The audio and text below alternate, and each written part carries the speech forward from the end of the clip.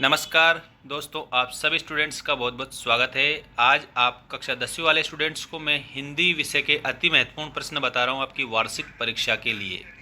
तो आप सभी को इस वीडियो के माध्यम से सारे आंसर बताए जाएंगे और इम्पोर्टेंट क्वेश्चन आईएमपी अब सीरीज़ हम स्टार्ट कर रहे हैं।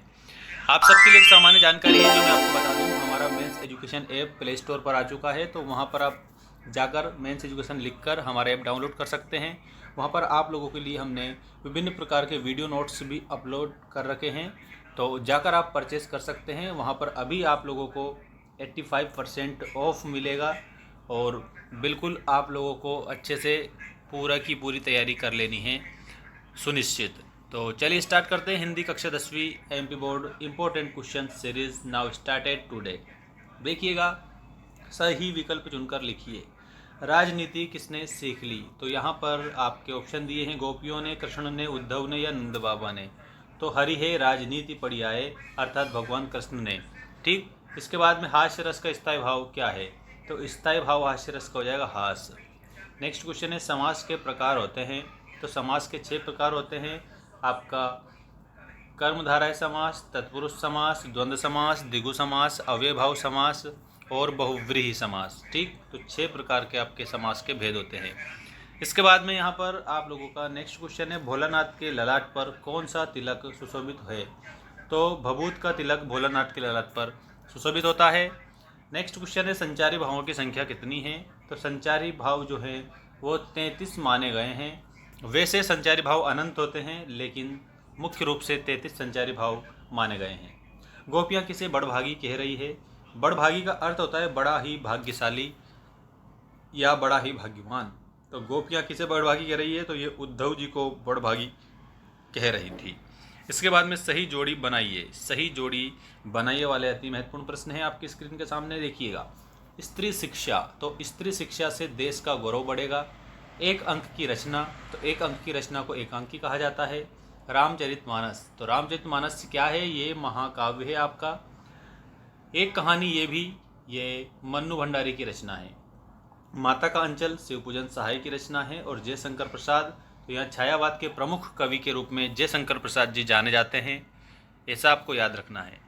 और इसके बाद में खालिस्तान की पूर्ति कीजिए वाले अति महत्वपूर्ण प्रश्न है, सूरदास किस रस के कवि थे? सूरदास रस के कवि थे। तो सूरदास जी जो है वो वात्सल्य रस के कवि थे।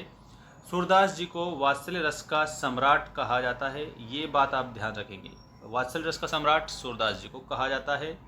भगवान कृष्ण के अनन्य भक्त थे सूरदास जी। इसके बाद में देखिएगा, नेक्स्ट क्वेश्चन है आप लोगों का, नाटक में अंक होते हैं। तो नाटक में अनेक अंक होते हैं। वास्तविक नाम, भोलानाथ का वास्तविक नाम, तो यहाँ पर आपको याद रखना है तारकेश्वर नाथ।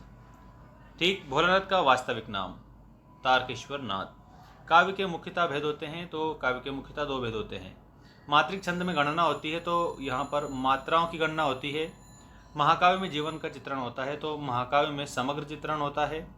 और इसके अलावा यहाँ पर आपको देखना है, देखिएगा, रस को की आत्मा कहा जाता है, तो काव्य की आत्मा कहा जाता है। ठीक है। अब सत्य असत्य बताने से पहले मैं आपको बता दूं कि हमने चैनल के डिस्क्रिप्शन में, जो अभी ये वीडियो आप देख रहे हैं इसके डिस्क्रिप्शन में ऐप की लिंक दे रखी है, तो उससे डाउनलोड कर सकते हैं। या मेंस एजुकेशन अगर आप लिखेंगे प्ले स्टोर पर, तो वहाँ से भी आप डाउनलोड कर सकते हैं। चलिए सत्य असत्य मैं आप लोगों को बताता हूँ, ध्यान रखें आप सभी। यहाँ पर देखिए, बाल गोविंद भगत गृहस्थ नहीं थे, तो ये आपका असत्य हो जाएगा। समास के 3 भेद होते हैं, ये आपका असत्य हो जाएगा। पेजों की मुलाकात मूसन तिवारी नामक व्यक्ति से हुई थी, ये आपका सही होगा। शिव धनुष राम ने तोड़ा था, ये आपका सत्य होगा। महारानी के सूट की कीमत भारतीय मुद्रा में 5000 थी। अस्थायी मनोविकार स्थायी भाव कहलाते, ये आपका असत्य होगा। इस प्रकार से आपका ये सत्य असत्य कंप्लीट होते हैं। अब देखिएगा, एक वाक्य में उत्तर दीजिए वाले अति महत्वपूर्ण प्रश्नों के उत्तर। देखिए, संधि कितने प्रकार की होती है? संधि 3 प्रकार की होती है, स्वर संधि, व्यंजन संधि और विसर्ग संधि। स्वर, व्यंजन और विसर्ग संधि, ये 3 प्रकार की होती है। वात्सल रस का स्थायी भाव क्या बताएंगे? वत्सल बताएंगे, वत्सल। ठीक है, वात्सल रस का स्थायी भाव वत्सल है, या फिर स्नेह भी आप बता सकते हैं, दोनों एक ही बात होती है। वात्सल रस का राजा या वात्सल रस का सम्राट किसे कहा जाता है? तो यहाँ पर आपको सूरदास बताना है। सूरदास को वात्सल रस का सम्राट कहा जाता है। ठीक। इसके बाद में देखिए, नेताजी सुभाष चंद्र बोस की प्रतिमा कहाँ पर लगी थी? तो इसमें आपको बताना है कस्बे के चौराहे पर। कस्बे के चौराहे पर लगी थी। नई दिल्ली में क्या नहीं था? तो नई दिल्ली में नाक नहीं थी। चांदनी रात के बाद क्या आता है, तो चांदनी रात के बाद में काली रात आती है। ठीक है। और सीता स्वयंवर में लक्ष्मण किसके साथ में गए थे, तो लक्ष्मण जी भगवान राम और गुरु के साथ में गए थे। ठीक है, ऐसा आपको याद रखना है।